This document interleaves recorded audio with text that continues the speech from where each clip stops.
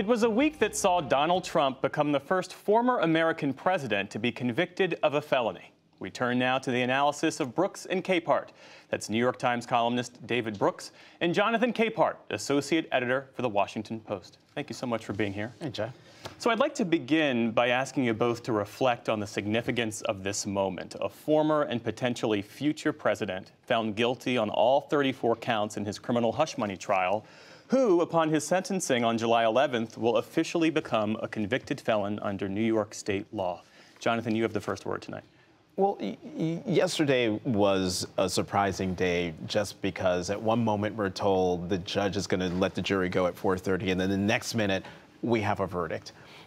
Yesterday was a very solemn day. Whether you like the guy or not, the fact that a former president of the United States was found guilty on all counts unanimously by a jury of his peers, and that same person is the presumptive nominee for president of the Republican Party. Just for the office, it was solemn. I think for where we are as a country, it was a solemn day because in the before times, he would no longer be the candidate. That another more upright, more reflective of the party and the country would become the nominee. And I know he's perfectly reflective of the party as it is now, but I'm talking about the before time. And so I was elated because he's being held accountable. But at the same time, I'm a little crestfallen because of what it says about where the country is right now. Somber and solemn. How does it strike you? Yeah, I'll go back to Jonathan's phrase, the before times. In the before times, I was working at National Review, the Wall Street Journal editorial page, the Weekly Standard, a lot of conservative places. And there were certain pillars of conservatism. The first is moral character. That character is destiny, and if private virtue falls apart, the public order collapses. And we shouldn't forget the fact that this case was about a former president paying hush money to a porn star. I mean, in what world did we enter that? The second is institutions and the power of institutions to safeguard society and hold off barbarism. And there was a moment that some of the people who were in the courtroom described when the jury asked the judge to read back some of the technical fineries of the indictment and of how they should think about the law. And apparently it was very dry and technocratic language. And yet the members of the jury looked at the judge with a rapt reverence. And I've always found in juries that juries take their responsibilities very seriously. And so this is character and institutions. And Donald Trump is, if nothing else, a transgressor. And if he wins in the fall, the attack on the institutions won't only be to the justice system, it'll be to the Defense Department, it'll be to the Attorney General's office. It will be a comprehensive assault on American institutions. And that's sort of what's at stake. Can those institutions hold? And in my view, yesterday they did. Well, as Lisa Desjardins reported earlier in this broadcast, Donald Trump addressed reporters this morning. He spoke for more than 30 minutes, firing off grievances. He attacked the judge, the justice system, really tried to portray himself as a political martyr. This is a theme that's been central to his 2024 campaign. And Jonathan, it would appear that it's an effective way to rally his supporters because the Trump campaign says in less than 24 hours since that verdict came down, they raised $34.8 million. That's half the entire amount they raised in all of April.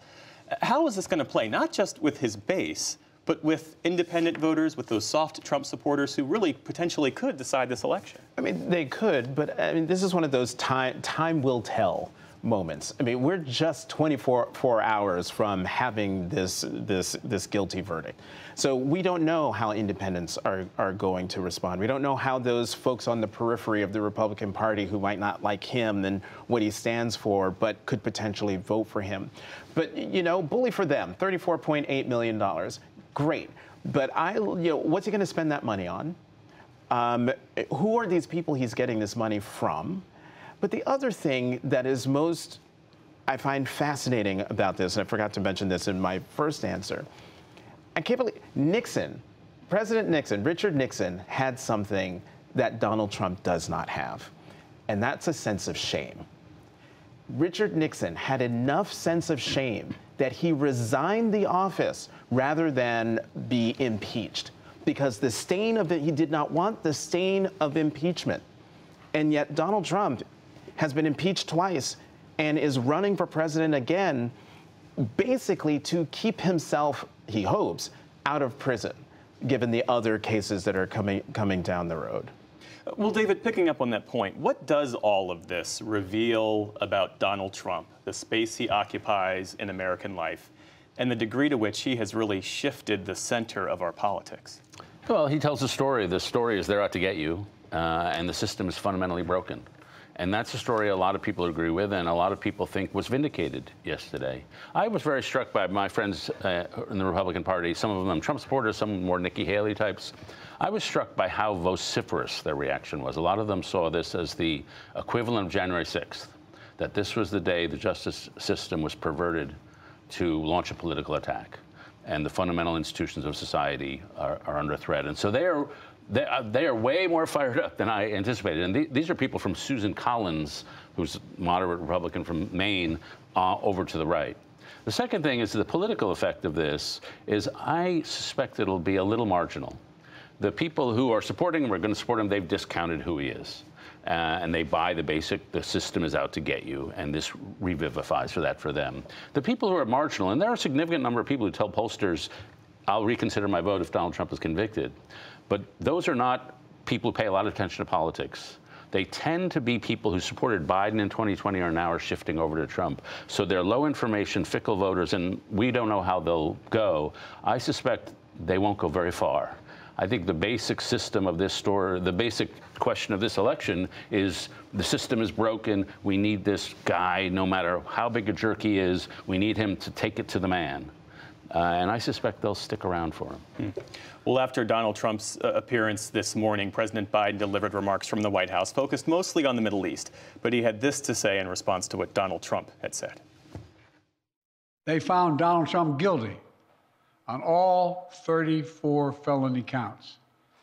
Now he'll be given the opportunity, as he should, to appeal that decision just like everyone else has that opportunity.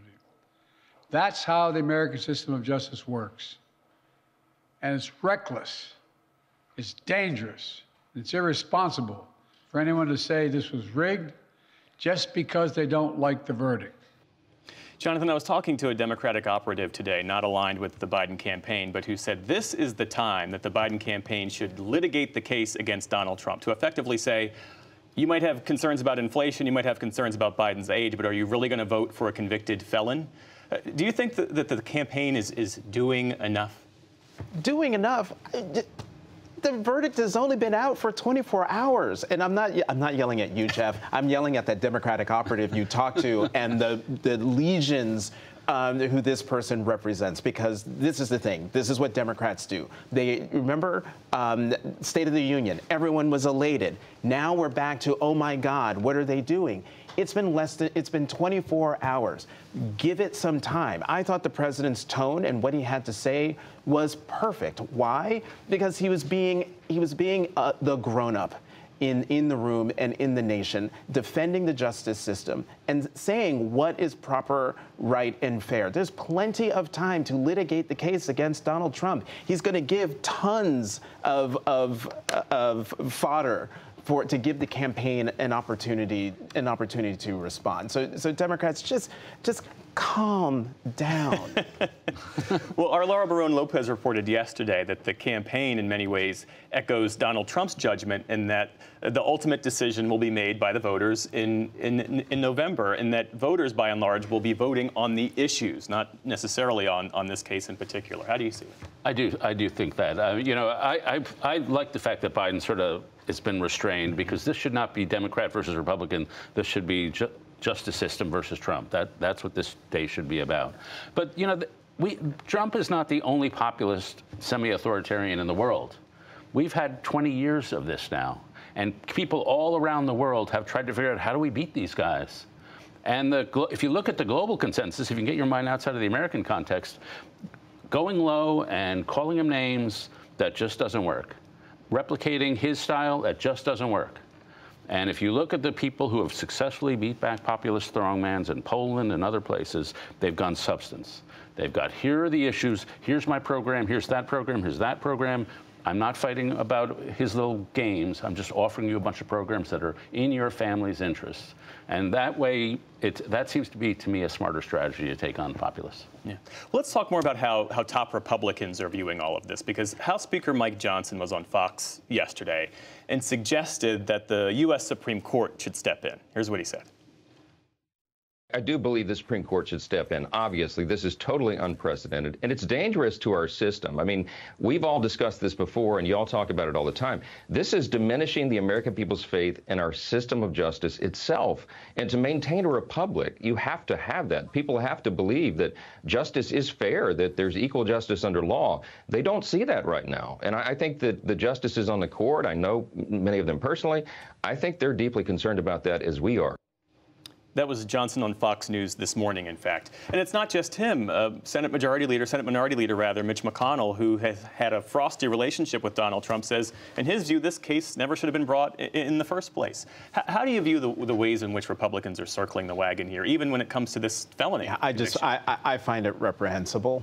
When it comes to Speaker Johnson, I just find what he says basically as dangerous as what Donald Trump said today during that press conference at Trump Tower.